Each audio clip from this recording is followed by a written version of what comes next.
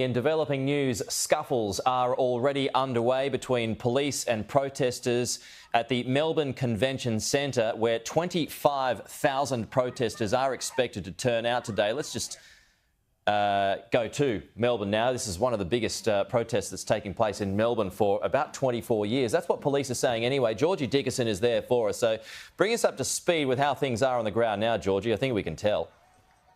Yeah, good morning, Pete. Well, the peaceful protest didn't really last that long. Protesters were outside, as I was before, near one of the entrances to this military expo. But then all of these protesters, they started running. They ran out. The police forces tried to stop people from running onto the road, but they had no luck against the thousands of protesters. They ran all the way down here. So you actually see, oh, look, you can see now, we've got the riot squad that has come in. They've all got their shields, they're running in because we think people are trying to get onto the Westgate Bridge. As we can see, there's a huge line of police. They're all making their way. Protesters, they're trying, actually we can see a scuffle down here. Protesters throwing helmets. The police horses are all running over to there. And the protesters, as soon as one thing happens, they all run. Now, more police horses, as we can see here, Pete, running into line. We've got the riot squad there. We did see a small group make their way, able to gain access over to that side of the bridge. Now, they're also, this is just to give you a picture of how busy this is. It's peak hour in Melbourne this morning.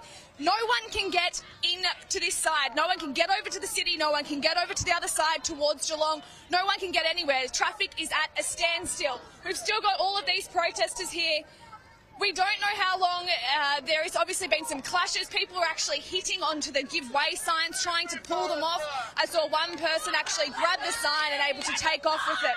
They're calling for an end to this military weapons expo that is happening today. They want to see it called off.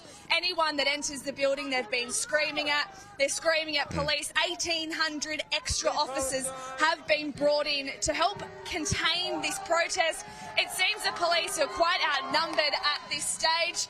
We'll have a look over here. Trucks obviously getting quite fed up that they can't even make their way across to the city. So, Pete, it is an escalating situation here. We only spoke to you half an hour ago, and already we've seen traffic chaos, protest chaos here this morning in Melbourne. Yeah, I just want to keep you there and just see what happens, Georgie. I mean, we can hear what they're saying. How are you feeling about it? Are you getting threatened by any chance?